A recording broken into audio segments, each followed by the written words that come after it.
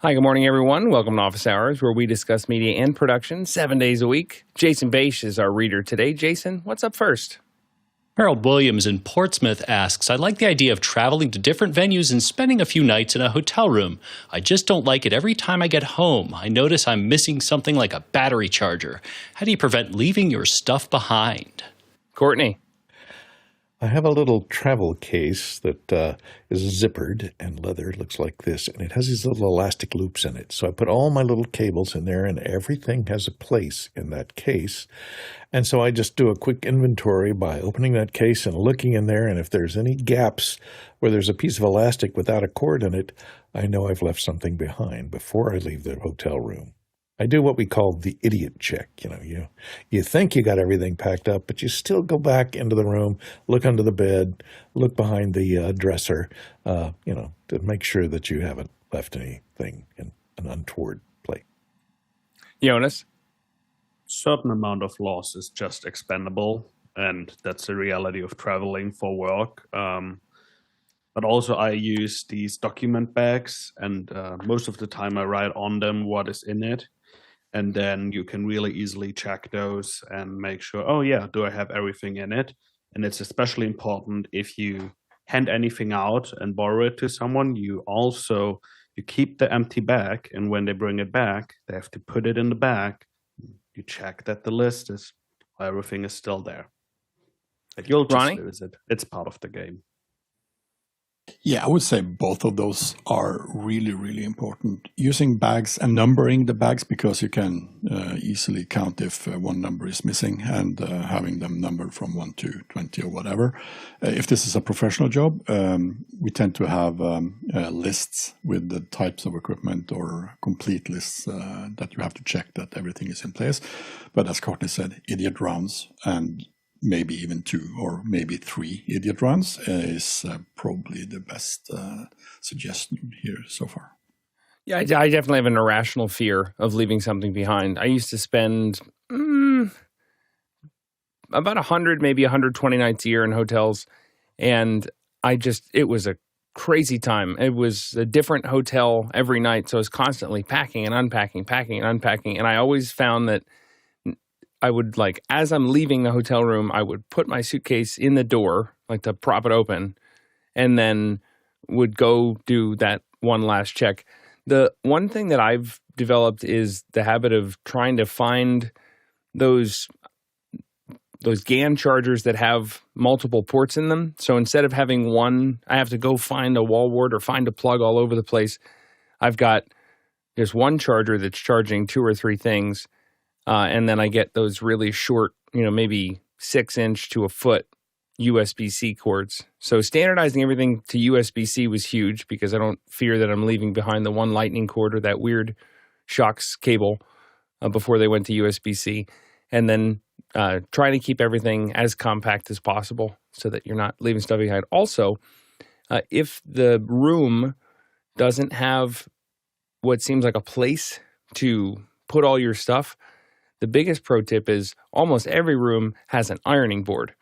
And an ironing board makes a great little table, so you can put all your stuff in one place, so you're not doing a scavenger hunt as you're trying to leave. Next question. Coming in from the QR code, Chuck Hodges in Tuolumne, California asks, it looks like David Paskin's The Rundown live streams ended episode 62 from last week. There are no streams on the channel last night and no audio stream. What happened to the show last night? Can we watch the recording later if they had a show? Courtney. They did have a show, and I watched, I don't know if I came in before the end, but I always watch it on YouTube. And if you look, there it is, the one from January 15th, 2026. It's in my YouTube history, so it was airing last night. I did notice that there was some, David's had no problems, but all of the guests were stuttery, slow frame rate. So he may have been having some type of internet issue with bandwidth issue. David may have been having it because all of his incoming Zoom channels were at low frame rate. So perhaps there was a disturbance in the force last night, like a million voices crying out in the dark. and suddenly being silenced. But it does appear, if you just go to youtube.com and search for The Rundown, you will generally find it, and it's sometimes there as a live stream. And if you miss it, it's there shortly after it airs. Just 20 minutes or so after it airs, it is available as for playback. So check just YouTube. Another thing to look at is make sure you're looking at the YouTube page as we're uniting all under one instance of Mukana. We're having to switch out which stream is feeding into that as we switch between shows in the evening versus shows in the morning. So I would take a look at if you don't see it in Mukana for whatever reason, double check the YouTube. Next question. JJ McKenna in Scabo, California asks, if you had a successful startup business, would you choose to destroy a functional model to destroy the momentum of growth just before starting a new job? Yeah, this one's going to get a little bit into the weeds, and I know that we have some entrepreneurs here in the group who have started businesses, finished businesses, moved on, but that gets a little bit more introspective, and it's a big question, so I want to chew on it a little bit more. So I'm going to ask that you bring that back on Sunday to our non-recorded show, and we can dig in a little deeper. Next question. Our own Chris Fenwick on the panel in Emeryville, California asks, hypothetically speaking, if someone were to start a YouTube channel about building and construction in the North, how would you go about making a viral hit? Discuss amongst yourselves. So, Chris, you want to build in the snow. Doesn't this sound fun? So, listen, the other day, Ronnie pointed out that he's in his town of, how do you pronounce it? Tromsø, Norway. They have this old storefront, this building, and all this stuff, and it's all getting torn down. And I just sort of, and they're going to build I think a new grocery store or something. Yeah. And I said, you should make a YouTube channel about it. And so he texted me on the Discord this morning. He goes, I'm giving this some real thought. And I think it's an interesting thing. I love construction videos, as CJ knows. And I thought this is a great group of people to spitball the idea of what it would take to make it interesting. I think it's a fascinating project because it's basically at the North Pole. Let's face it. The only thing that I know of that's further north than this location is Ronnie's house. He actually lives a little bit north of here. So, and I also thought it was super interesting that they just plow through the winter. I know my nephew drives heavy equipment, and he has to take the winter off because they're afraid of a little rain or whatever. So, what does everybody think? What would you do to make this an interesting YouTube channel? Yeah, Ronnie. And what are the logistics of trying to, film in an indoor-outdoor setting while you're in kind of in the Arctic? You are the expert among us. Yeah, so temperature is, of course, a problem, and the condensation on the equipment would probably be a problem. So we probably would have one warm kit and one cold kit, at least in the winter. So, and what's interesting for me is to listen to Fenwick's view into this. What makes this special? So we're basically at the same level as the north coast of Alaska, at least the eastern part. So it's close to Russia. So we're kind of at the same latitude, and yeah, and of course we are at the mercy of the Gulf Stream. So that makes it livable here. So if it wasn't for the Gulf Stream, we would probably be like minus 40 or 50 degrees Celsius minus below.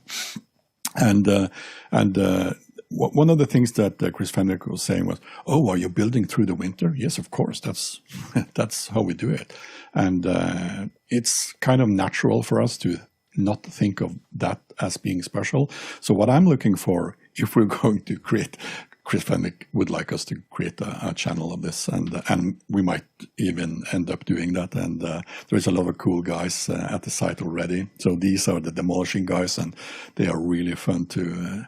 And I would think that we need to portray them as heroes working in the winter time, and not like maybe like Clarkson's Farm kind of humor, but at a really, really low budget version of that.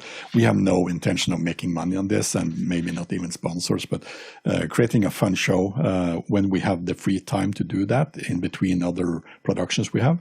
It could be really fun, but I probably need some input from all the other guys around the globe, what to put into this show to make it really, really viewable. Courtney? And I guess it must be tough in Tromsø in the winter because it doesn't even get light, does it, at any point in time? It's dark, all day, all night. So, that would be tough. I think what makes a good construction show for, showing on the internet is rivalry. You got to set up some rivalry between two or three of the construction guys. Hey, I always do it this way. And the other guy goes, no, that's not the way you do it. This is the way we do it in this area. And so that you set up this good-natured, not too crazy, you don't get to the point of lawsuits being filed, Bob Vila. And you just get that rivalry so that they're competing against methods and practices, so that you generate a little bit of tension between the cast members there, and that always makes for a good dramatic. Oh, let's see what Norm did next week. Jonas? There's one really important thing if you talk about virality and YouTube is you need to replace the word algorithm with audience.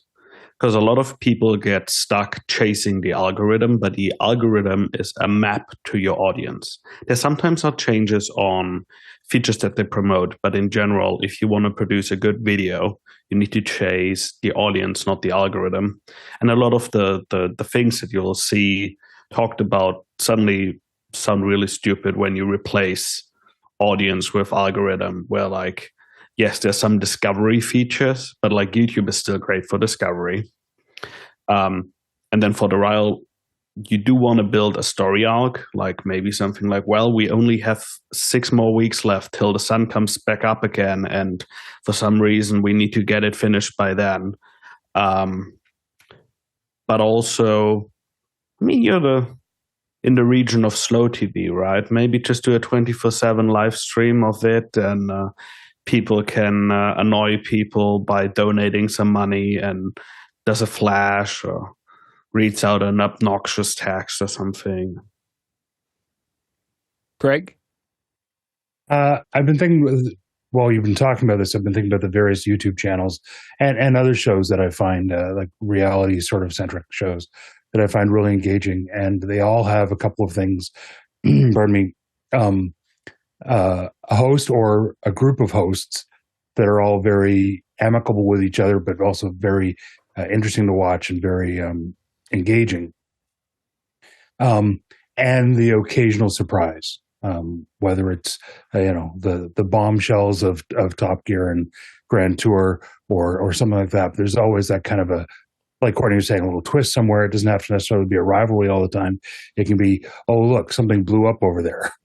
or like, my favorites with Top Gear was always when they pushed a car over a cliff. But just fun things like that to add into a little spice into it. Chris? And in the chat here, JJ had the best idea. He said that you should start the stream and say, here's the deal. If we get 1 million followers this week, we're going to blow this building up, and then we're going to demo it and take it. However, I will say that Ronnie was explaining that, and again, I find this super interesting, that all of these containers here that are on the job site are there because they have very strict recycling rules. Like everything has to be not just blown up, unfortunately, because yes, that would be a lot of fun, but it all has to be disassembled and sorted and then taken away. I think in terms of all of the comments about, you have to develop some rivalry or you have to, set up this thing. I think those things exist, or the surprises, those things exist already on a construction site. And I think that you, like Jonas, I thought your comment was brilliant. Replace the word algorithm with audience. You just need to think about who is likely going to watch this. And construction people don't want to watch Real Housewives of Tromsø. They just want to watch people work and maybe pick up some tips and some pointers. And I also think that, and we were talking about this before the show, I think part of the allure of construction is the fact that you remove the word or. I'm being an editor. Can we just go back to that? I think part of the allure of construction is that you see chaos come into order. You see a bunch of sticks on the ground turn into a thing, and watching something come together like that. I know for me, and I'm just talking about myself here, it scratches an itch of, a little bit of ADHD. Like I just want everything to be tidy and put away. You're going to find problems. There's going to be issues, and watching craftsmen solve those things and figure out how to put, a 2-meter door in a 3-meter hole, that's going to happen. It's going to happen. And so you get to watch that, and you just realize that that's what people like to see. They like to see people solving problems. And when you watch experts solving problems, it's really cool. I wouldn't set anything up. I wouldn't stage things. I think it would happen. And, you don't want to talk to, okay, look, you're going to be the funny guy. No, just let him be funny. Be himself. And watching real people work in a congenial way where progress and success happens, I think that's immensely satisfying. Ronnie? Yeah, definitely a lot of good pointers here. And to Jonas's question, this is actually a live stream. So this is being streamed. This is how it started. I showed this to Chris the other day, and Chris said, "Oh, you're live streaming. I know. What's going to happen with this building? Well, it's going to be demolished and all the containers, etc." And this is going to be a much bigger site than the white building you see inside this. And of course, there's a lot of learning from watching and seeing people work in the Arctic environment that we are in below freezing most of the time, and of course handle all the problems that would arise just by thinking of the water problem when they are closing down the water pipes and they start to freeze and explode, etc. So everything is going to be problematic. And these guys, they have been doing this for ages, so they know everything about it. And setting up some war between these guys, I think the older guys that know everything should be kind of put in place by the younger guys that have the new technologies and the new techniques, etc. So this could be really fun. But even though I'm starting to think, is this even possible to create a YouTube channel? We have absolutely no economic things into this, just trying to have fun with something that are spectacular. I mean, Ronnie, even your comment about the Gulf Stream making it livable where you are, like I never even thought of that. I think that's super fascinating. Like, how did we do this? And the uniqueness, like talking about, I think, Jack Cannon brought this up in the chat, highlighting the issues that are unique to that area. Okay, here's how the weather is affecting us. Here's how the light is affecting us. These are because there's a lot of construction channels out there, some really good ones, as a matter of fact. But what's gonna build an audience and a draw is highlighting all these things that only happen because you're in the Arctic, which again is such a fascinating premise. Craig? I think you could take a hint from a previous event from a friend of ours, big block of ice and an internet chat-enabled flamethrower. Next question.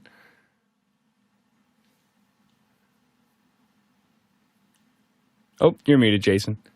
Oh, there we go. Andy Kokendorfer in Viera, Florida asks, how can I use ChatGPT to query all the transcripts of office hours videos on YouTube? Jonas? So I looked into that, and there's a couple of things to note. I'm going to start by showing you. If you ask office hours, suddenly it starts a talk about politics, and I was a little confused by that. So you have to give it a YouTube channel, and then what it's able to do is do a Google search, or they use Bing or another model that does searching. But what's generally hard is to get access to the transcripts. You would need to either download those and then give it to OpenAI in a retrieval way that like you can give it to them that it can search. I also tested it with other typical search tools. It will find all the episodes, but it won't have access to the transcripts. It will give you like some ideas based on the caption, not on the captions, on the description. But if you really want to do this, I would recommend you look at Google Gemini, yet another AI tool, since they actually, this is quite funny, if we scroll up here, they give it a tool that allows it to talk to the YouTube API and get all of these. Really funny tangent in here is it found it and then it went on a little rant about how it thinks it's 2023, since that's when it was part of its data set was cut off, but it finds results for 2025 and like spiraled into, hey, am I looking into the future? What is happening here? So then it searched and it found a bunch of the shows, and it can actually look at the transcripts. That's one of the big advantages of Gemini. So like here's about a couple different topics from the last time. And what I found really interesting is put a little programming note here at the end that said it was announced that Saturday office hour sessions are now public. Previously, they were often testing grounds, which I found quite interesting because that is not something that any of the other models picked up, but I would recommend doing that. There also in the past has been a tool called Filmod that allows you to search in the captions but not extract them. I found that with the live streams, it doesn't capture those captions. But if for anything that you see in here that was converted to a video, for those you can search and find things and all that. But for the live streams and the way we're doing it right now, it sadly doesn't find any of those. Guy? Yeah, it's a good question, and Jonas explained it pretty well from the just layman's straight up what a normal person can do. If you have access to a channel, as Jonas said, you can go in and use the API to download the captions, but a normal person, not the YouTube manager, cannot access that. ChatGPT is blocked from being able to go to YouTube, but as Jonas showed it, you can do it with Gemini. I'm actually building a tool that does this using Claude Code, and this is an example of what it spits out. It'll build a web page that basically has the episode, but what it's doing here is it's using YT DLP, which is a way to grab a public YouTube video. It sucks it down to my hard drive, it transcribes it, and then it's using Whisper AI, so it actually cost me like, I don't know, a couple cents to transcribe something. Eventually, I want to do the entire catalog and then backfill somewhere on our website. So this gives our website so much more juice for Google and for the LLMs to crawl, because Whisper's got so much more accurate finessing of all that transcript. Where the auto captions in YouTube are kind of garbage. They're about 60 to 70% accurate. And we use terms like NDI, XLR, SRT. Whisper is able to pick up those nuances and get it within more like 90, 95%. So it's fascinating, especially for like people like Harshid, when we push these SRTs back in and link them back into our YouTube videos. It is just gorgeous. Like, I mean, it's so punchy because it has the right time code.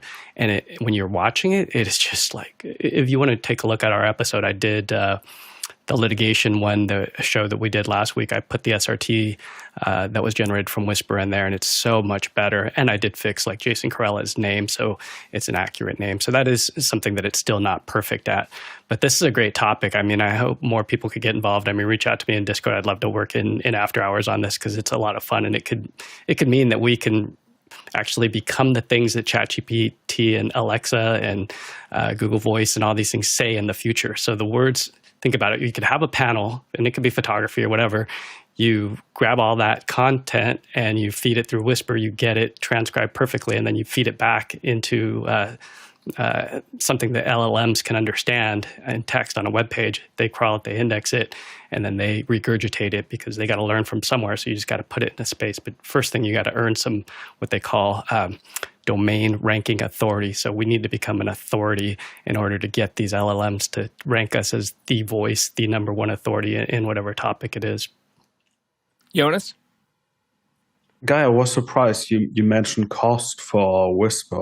I thought you have like 20 different Mac Minis at your house, and Whisper is generally one of those models that is really simple to run locally. So I think that would be cool to.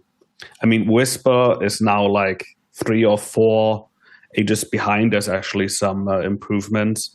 And then if you run it yourself, you can tune it to a really low efficiency, and then it gets all the punctuations, everything even more correct.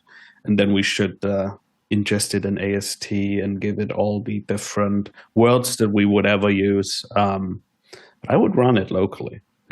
That is a really cool use case for local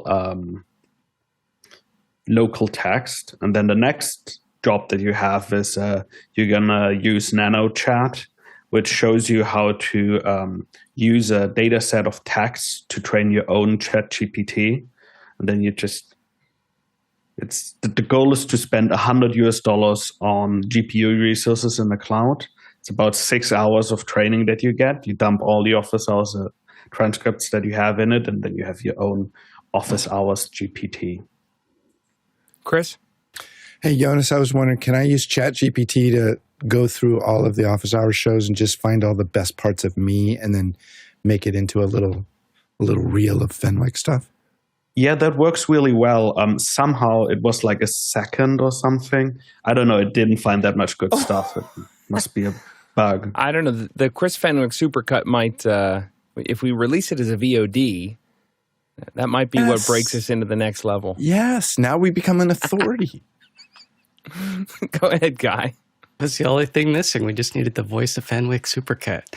Awesome. Yeah, to answer Jonas's question about using it locally, that might be where I go. I just was using Claude Code to build something out, and I was thinking more like if I offer this up to the world, I just wanted it to be something where it was infinitely scalable right out the gate. So when I wrote this, it was something that it was easier just to, push it over there. But somebody in the community, Ian, offered to do the whole 1,000 episodes that are on the Office Hours channel on his machine. So he's already got it working. There's a Git repository that he was able to get it, and he's starting to backfill those. The other thing is, man, you guys have got to see what's going on with Claude Cowork. I installed it last night. Claude Cowork is amazing. So it allowed me on my Mac to actually install the Google Chrome plugin, and I was able to watch Claude Code. I'd tell it to do something, it would go to the browser, and it would take over and start moving stuff around and acting as me. You guys are going to be blown away at what. So you can get it going on like 3 different tasks.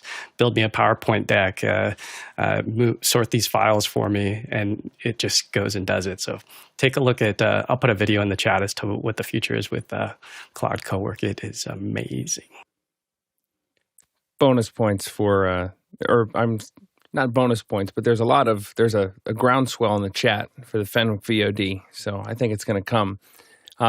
If you want to voice your support for the Gotta Have More Fenwick, you got to be not just on YouTube, but watching us in the background. Watching us in Mukana. We have a back-end system that's for us where you can not only watch the show, but you can also chat with other producers. You can vote on the questions, ask questions in real time.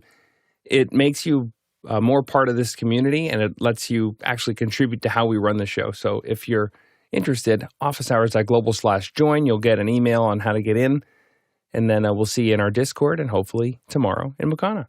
Next question. Coming in from the QR code, Chuck Hodges in Tuolumne, California writes in, every Sunday, YouTube ends before the show is over. Maybe it's still streaming, but private and running behind. What causes this huge latency for the audience? Why make it private so early so people can't finish watching the show? Maybe wait 30 minutes to not leave anyone out? Courtney. Now, I don't know for sure because I'm too lazy to work on the back end. But all of our great people that do run Mukana and run the back end on Sunday's a little bit different than every other day because it's an introspective day. We do not stream it live on YouTube, but the player that's in Mukana is a YouTube encode. So it has to, it's sent, the image is sent, the private, as a private stream to YouTube, and then it's displayed in the player. So there's a latency involved in encoding, and I think perhaps maybe they're experimenting with 4K on Sundays, because that Sunday is our experimentation day, and if they're experimenting with 4K, it takes a lot longer to encode the 4K on a live stream on YouTube than it does the regular 1080p. So perhaps, this is just a guess, perhaps that's what's creating the latency in the viewer that you're watching in Mukana. And the way to determine this is when you're watching, you'll see a new question come up in the bottom as to the current question that is being answered, and then listen to the audio of the YouTube stream that's above it. And if they haven't gotten to that new question yet, when they get to that new question, the difference in time between you seeing the question come up and them actually going, next question, that is the latency of the encode in YouTube. And so I think what may be happening is that at the end of the show, whoever is running the back end, is listening to the live stream on Zoom, and they hit end stream when we end the show. And it's still encoding, YouTube is still encoding it, and when you hit end stream, it probably disconnects the player or stops the player in Mukana, and that's why it seems to end. The video stops before the end of the show. That's my guess, but I don't work on the back end. Craig? I've noticed for some time that when watching either on YouTube or in Mukana, YouTube in bed, excuse me, that things, there seems to be, it runs very slightly slower. And what I do for some things, like Courtney said, just watching the difference between when something changes in the chat to show a new question and when I hear it, I will occasionally do or regularly do adjust the speed playback in YouTube to 1.25 or something, just to let it catch up through the show. It only takes a couple of seconds when you do that, and you won't really notice much difference, but it just gets you back in sync. So how does that work on a Sunday? Because there's no DVR, so there's no rewind. So how does the 1.25x work? Yeah, because you're not rewinding, you're just catching up. You're going forward slightly faster. So if the playback is being slowed, it'll actually allow you to catch up. You can't stop or pause. So in other words, if there ever is a time where YouTube is slowing you down and moving you further back in the stream for whatever reason, when it finds that place where you maybe have a little bit of extra buffer, it's just taking it back up. Interesting. Yeah, and I think it is just a buffer issue, yeah. Yeah, it sounds like we're a little too trigger happy hitting the end stream button because we thought there's a value to the immediacy of that conversation, and having everybody in one room is gets us to the critical mass to make that show so special. That said, part of that is also acknowledging that when it goes out, we want to make sure that we're not cutting off the end of the show. So we'll have a chat with the folks who are running ZPS on the back end, the Zoom production studio, and we'll make sure we're not ending that stream prematurely. Thanks. Next question. Danny Grizzle in Longview, Texas asks, just booked a flight into California for the first time in years. Baggage fees are ridiculous. Thinking of bypassing airlines entirely by shipping baggage via UPS. What airlines are best for production? Jason. Well, it's not just going to California, although I do that about once a month. And it's a pain in the butt. I think this is just something you have to kind of grit your teeth and bear. But if you can afford to send it and you have enough time in advance to make sure that nothing is damaged in transit, I suppose UPS is a viable alternative. But then again, if you're making money on production, this is just a cost that you need to levy and then, just pass along to, as part of the cost of the production. Chris? So, Danny, are you talking about and you can answer this in the chat, are you talking about your personal luggage or are you talking about shipping gear? So here's the thing about shipping gear. You got to have it there. You have to, if you're talking about like, I want to UPS my camera because I don't want to ship it, you got to look at the possibility of it not getting to where you need it to be. That's why when we send camera people, I don't fly. I gave up on flying 3 or 4 years ago, but we make sure that what you carry on is the minimum viable package, MVP, that you would need to actually do the job once you get there. Now, if we put stuff in the not cargo, but in checked luggage, it's stuff that we either could get by without or could replace with a local rental. But like Jason said, that's why stuff is expensive. That's why it's so expensive to do things, because everything around us is expensive, and you just got to work that into your budget, and you may have to raise some rates. But yeah, you're right. Flying is horrible. I don't do it. Courtney? Well, you could do what I do, which is fly first class. You get much more luggage for free. They don't charge you for each bag, and you have much more room to sit down. But if you're talking about production equipment like Fenwick was talking about, the 3 major airlines, Delta, United, and American, have media production rates, which and the thing that can kill you on shipping media production equipment is overweight costs. If a bag or a case is over 50 pounds, and some of them have even less than 50 pounds, they're going to nick you for $50 to $100 per bag for overweight if it's 1 pound over. So even though you're paying $25 a bag or whatever the luggage rate is, there is a media production rate where it's a flat $50 per bag, no limit on the number of bags. That's the other thing, is you're flying with it as regular personal baggage. They only allow you 2 bags, and then every bag after that is between $50 or $100 per bag that you're going to carry in excess. And if you've got if you've got 10 or 11 cases that you want to get on, that gets quite expensive. Probably much more expensive than shipping at UPS. But as was said, UPS, you don't know whether it's going to get there. A truck could turn sideways on a freeway somewhere, and your stuff will be scattered all over the freeway. If it's flying on the same plane, at least, if the plane goes down and crashes, you're with it. So your luggage arrives at least at the same time you do, or you're scattered along the side of the freeway as well. So most of the rates are $50 a bag domestically, $70 per bag internationally. Flat fee, and they don't have a limit, I don't believe, on the number of bags. The bags can't be more than 100 pounds because their baggage handlers won't pick them up. So over 100 pounds, you have to ship it air freight.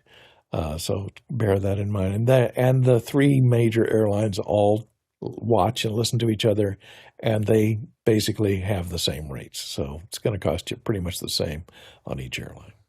Craig? Depending on how far you're traveling, I would vote with your wallet and take the train. Go another way of travel, because the airline companies are going to keep doing this as long as people pay it. So you do have other options. Again, depending on how far you want to travel. Jonas?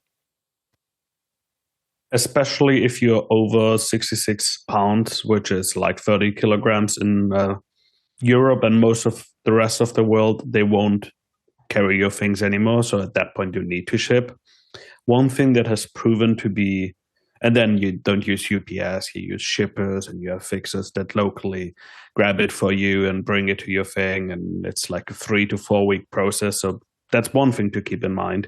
But the other thing also to keep in mind is this is where software-based production sometimes really helps, because you can get consumer off-the-shelf parts basically anywhere to replace your broken equipment.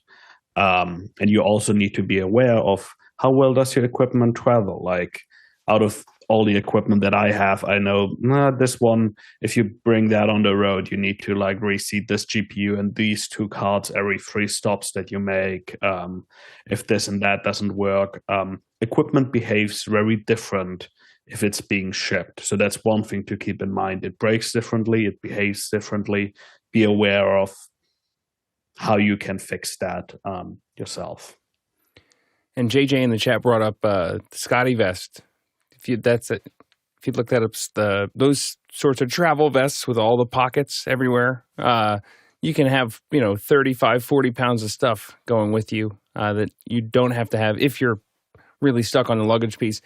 The other thing I would consider about shipping versus carrying it or carrying on luggage or getting stuff checked with the fee is how much extra time are you spending in order to arrange the shipping? And does that pay off in terms of what you're getting back? I know for me to ship something, it's like I'm going to box everything up, make sure it's packaged in a way that isn't going to get hurt. Then I'm going to drive over to the UPS store. I'm going to wait in line. Or DHL or whoever I'm sending it through. I don't have whatever fancy shipping that Jonas used. I'm not that cool. But then I get there. I have to find it's either going to a location that I have control of, or if I don't have control of the location, I'm going to pick it up at the UPS store. So all that time starts to add up versus, okay, I have it with me. I'm ready to go. Chris? Danny just answered the question in chat. He's actually saying that it's not, all this was great information about traveling with gear. Danny's just going for a personal trip. And he's just talking about his luggage. But yes, Danny, I agree. It's crazy out there. If you want the media rate, for your personal luggage, make sure you put it in a 1650. Next question. Coming in from the QR code, Kjetil Gjersvold in Tromsø, Norway asks, what are the panel's expectations for cool new gadgets releasing in 2026? Tom? Well, I've got my eye on a couple of things. One is the Ubiquiti travel router. They introduced it and sold out, within hours, so I didn't get one. It looks interesting because you can configure it for your universe, and then you can take other pieces of Ubiquiti gear with you, and they're automatically set up and ready to rock. The other thing is I'm looking at hearing about, of course, the new Apple TV 4K. It was last introduced in November of 22. This one, of course, will have a faster processor and who knows what features. But I just installed a brand new expensive TV in our home here, and I'm looking forward to seeing what I can get it and squeeze out of that as far as performance. Courtney? Well, as far as hardware goes, I just bought myself a little present for Christmas, which was the Rodecaster Video S switcher, which I'm using now and discovering a few shortfalls of it.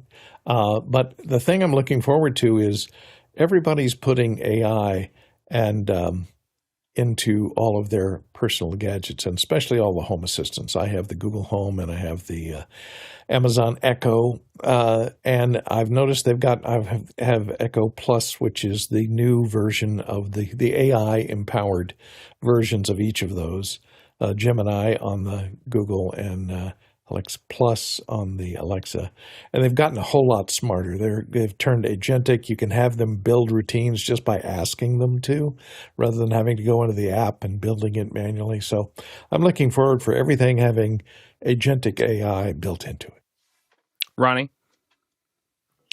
So I've been diving into Home Assistant these last 2-3 months and trying to get a hold of information and what is the trends, etc. So we have Zigbee, we have Z-Wave, we have something called Matter, and it seems that Matter over Thread are gaining some traction. It's a relatively good protocol that all the big brands are cooperating to kind of support, both Alexa and so Google and all the big brands, even Apple are into it. And looking at a typical thing for IKEA to do is to transform almost everything they have of smart devices into the Matter protocol. So it has to be something going on in the Matter world. And I'm really looking forward to what all the other vendors will be putting out in the market in 2026 of Matter products. That will be amazing.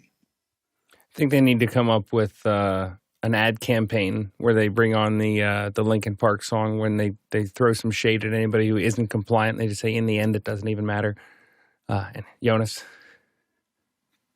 I found this really neat gadget that is, I'm sure most people won't need it, but there's this common issue when you're on site and you need to figure out if you have sync or time code. Because a lot of systems, I have my Blackmagic Video Assist that I can easily use to check, do I get signal there?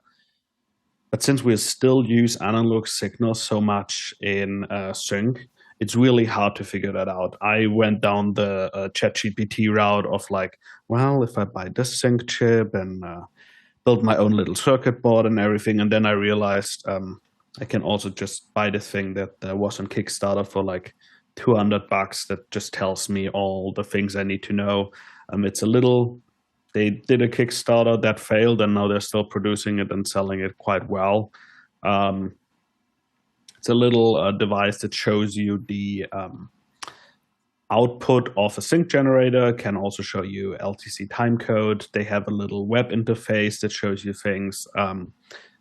Really excited to be able to check that in a way that isn't crazy. I've heard everything that people do, from like you take an old headphone and you like wire it into the BNC cable because you can hear the analog static from the analog video and things like that. And I'm glad I have a tool that shows me a little more information to debug when you're on site. Chris? Jonas, I used to work with a guy that could put his head next to a monitor and tell you, and he could see the refresh rate and tell you what it was. I'm still waiting for the Apple branded hoverboard. I think 2026 is the year for that. If not, I want an Apple car that folds up into a briefcase like George Jetson. I think with DJI not being able to sell new drones, the U.S. being still a big market for them, I hope that they, because it didn't really come on suddenly. The writing was on the wall for a little while there that's what folks were thinking of. And I'd be interested to see if we get more engineering and energy put into the non-drone DJI products like the Ronin 4D and some of the gimbals to see if they can't, still keep revenue up like that, because their non-drone stuff is pretty awesome. Go ahead, Ronnie. Yeah, so this picture is actually showing Aurora Borealis live. It was much more powerful. If you see on the right part of the L in the logo and you see the green shimmer, it was really, really powerful just a few seconds ago. So I'll keep this picture on, and if we see some movement there, we cut back to the live Aurora Borealis. And this is actually just the newest generation Ubiquiti security camera. Look at this. There it is. There it is. Wow. So this is not a trick. This is live. So and is showing this on a Ubiquiti camera is really, really cool. Now, I've heard that, because we'll get news that as far south as southern Ohio here, almost Kentucky, that you're going to be able to see the Aurora Borealis tonight, and then everybody posts pictures, but it turns out you can see it better with a phone camera than you can with your eyes. Is that the phenomenon there, or is it pretty pronounced in the proper?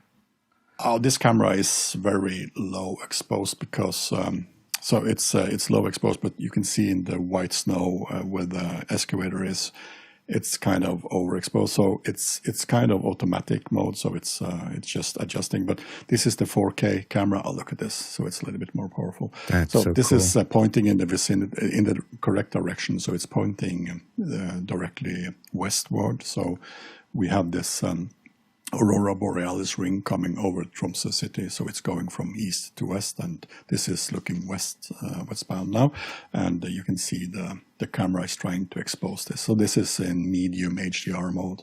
I did not know that this camera was able to capture the northern lights. This is amazing. Wow. Next question. Kyle Hammond in Chicago, Illinois asks, my Google Calendar is not properly syncing across multiple devices. I've logged in and out, but can you offer some troubleshooting tips? Courtney. Well, make sure you're using the same account because some people have multiple email accounts with Google. And so also log into Chrome. Use Chrome as your browser to go to Google Calendar. Go to your home page and then select the calendar from the little waffle on the right-hand side from all of the Google apps that are available from your home page. And then also look on the left-hand side because I have multiple calendars. And make sure the check boxes are ticked along the left-hand side there to make sure that the calendar for each one is checked. Now, if it has your stuff there but it's not updating, sometimes it can take a few minutes for things to propagate out to the different streams of Google Calendar. And if you're not logged in, you have to log in, and then it has to refresh, and it can take some delay there. So after you log in, make sure you open up the calendar in whatever device you're going to bring it up on, and let it sit for let it toast for a little bit because it may have to synchronize itself after you log on. But also make sure you have the right you're logged on with the same email address or the same account. Another issue that I've had is if your Google Drive storage is 100% full, sometimes Google will stop syncing your services. Before, I learned better to not use Google Drive to share video production files back and forth because the upload speeds are painfully slow. I had a bunch of deliverables that were in my Google Drive, and then I let the payment lapse for their subscription. And then I was over my storage, and then all of a sudden, none of my stuff synced anymore. I was like, what? What's going on? And then I was, then I was pulling my hair out, and now I'm here. But all my stuff stopped syncing. Anyway, hey, if you're finding office hours valuable, there are a couple ways that you can give some of that value back to us. We can volunteer at officehours.global/volunteer. We have lots of opportunities both during the show and around the whole community, just helping move the ship forward. You can also like and subscribe to the YouTube channel, and we're a 501c3, so if you'd like to help us pay the bills, keep the lights on, keep moving forward, you can go to officehours.global/donate, and there you can do a one-time, you can do a monthly, weekly, whatever you want.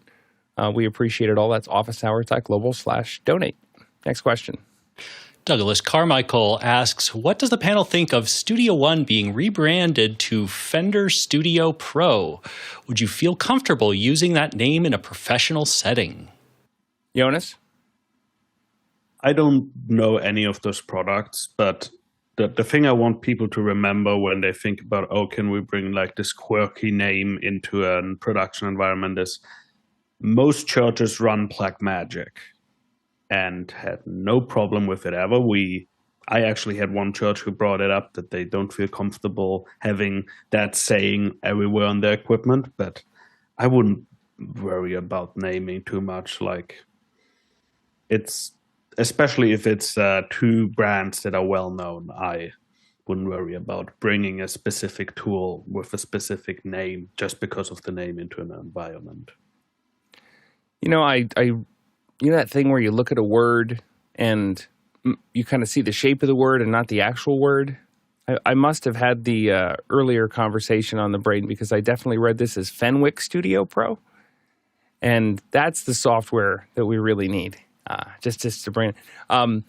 For as far as whether Fender Studio Pro, if you feel comfortable, it's not about the tools. It's about the output. If you're able to output a high quality product, if you're able to get something that is different than what others are able to because of a tool that you're using, then have at it. Nobody asked Picasso what kind of brush he was using. They looked at the painting. So think about that. Craig. I agree about the output being key, but certainly in a number of markets in the production field, if you're using something for production, there are rider-friendly or contract-friendly software and hardware packages that this might not fit into. And I have to deal with rider-friendly equipment all the time, and you have to have the name brand. They're looking for Pro Tools. They're not looking for for some other DAW or situations like that. And Craig brings up a really good point, is that there's two things in that response that are really great. Number one, it's knowing where you are in the food chain. If you're trying to come in and gain a reputation and you come in with some weird tool that nobody's heard of, then somebody might look at you cross-eyed and say, hey, wait a second. I don't think that's like, are you sure you've done this before? Versus if you've come in with a lot of clout, you can use whatever you want. Martin Scorsese's editor, Thelma Schoonmaker, famously used Lightworks. Like her assistant editors were binning everything in Final Cut Pro and then exporting it to Lightworks so she could do the edit. That's hilarious. But what are you going to do? She knows where she sits on the food chain. The second thing about that is, besides a purely reputational standpoint, is who else besides me is working on this project? How large is the whole organization? If I have to get with editors who are there by the Northern Lights there in Norway, then I need to make sure that my tools are interoperating with their tools. And if I'm using something that's unique and less common, and I'm thereby making it harder for everyone else to work with me, then that's going to be a detriment to my ability to go out and get more work. Now, if it's just me, or just me and one or two other people that I'm in charge of, I can use whatever I want. But then again, if you're hiring people, that brings on a whole nother situation, because who comes to work for you is looking to gain skills that are transferable to other areas. So it's not that there are a lot of different kind of levers that are at play there, but awesome question. Next question. Andy Kokendorfer in Viera, Florida asks, where do you go to learn to use terminal commands? Jonas.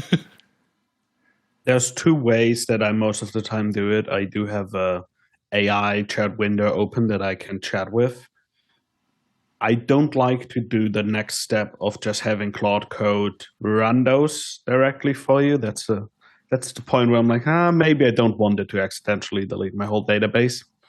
But also, if you type man, and then the command into your terminal, it will actually tell you a lot about the things.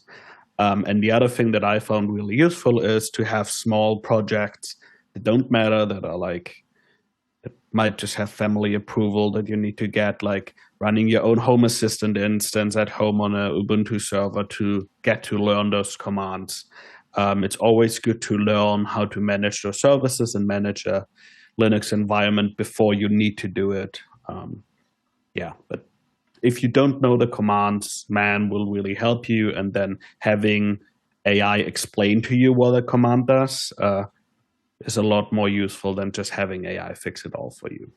Yeah, plus one on the manual, or the MAN, manual command. That combination of I'm going to find out everything that this thing can do and what are all the options and the parameters and the things and how I need to, what's the syntax of how it wants the command. And then if I don't understand it, I wish I had this the first time I opened up Terminal. These things didn't exist. But now when I go to attack a new project, it's like, oh, I feel like I have superpowers now, because I can, if there's something I don't understand, I have a source of knowledge that I can query and get a little bit more comfortable. Courtney?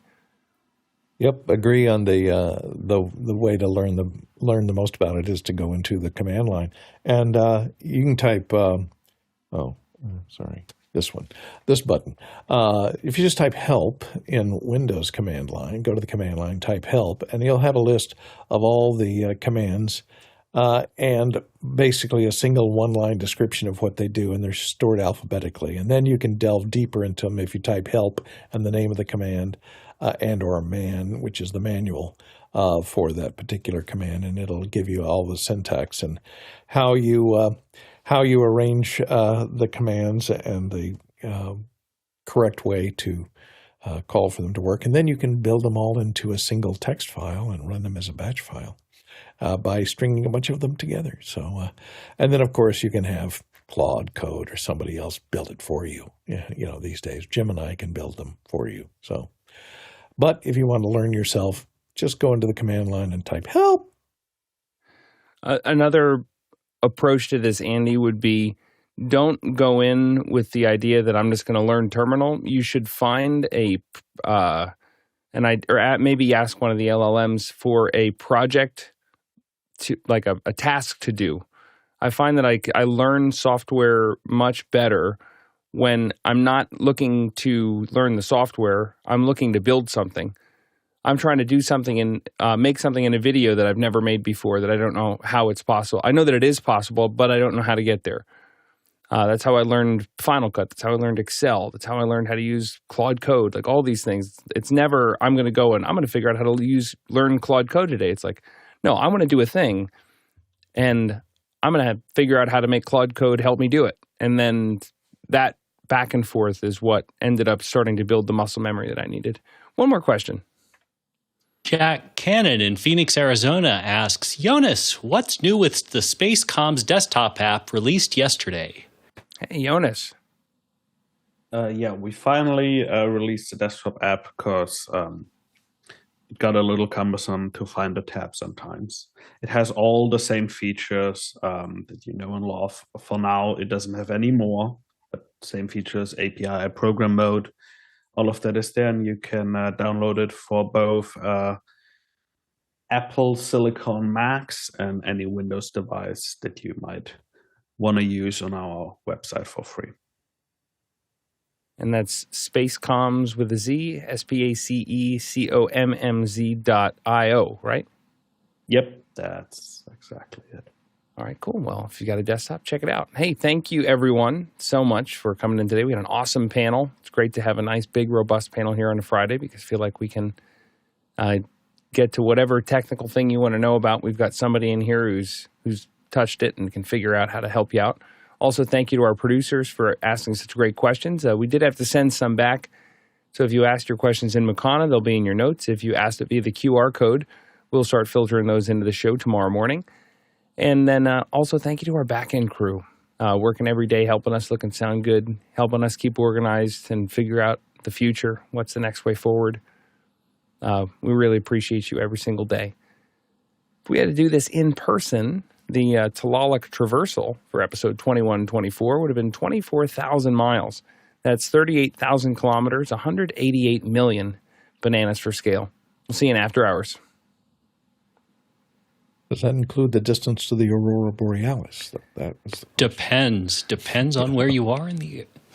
That video was great, Ronnie. Thanks, Ronnie. It's cool. This is amazing that this camera can pick that up. That's amazing. See, and I always thought when we saw all these pictures of Aurora Borealis, it was time-lapse, but it's actually doing that in real time. That's amazing. Yeah, this is real time. That's cool. So this is a CME, so a corona mass ejection. And the reason and you're why still I can alive. say Is that why Verizon went out this week? Yeah, you Oh can, my gosh. if you go to the YouTube link, you just rewind like 35 or 40 minutes, and you will have this live. Yeah, But this is a surveillance camera. That's amazing. That's crazy.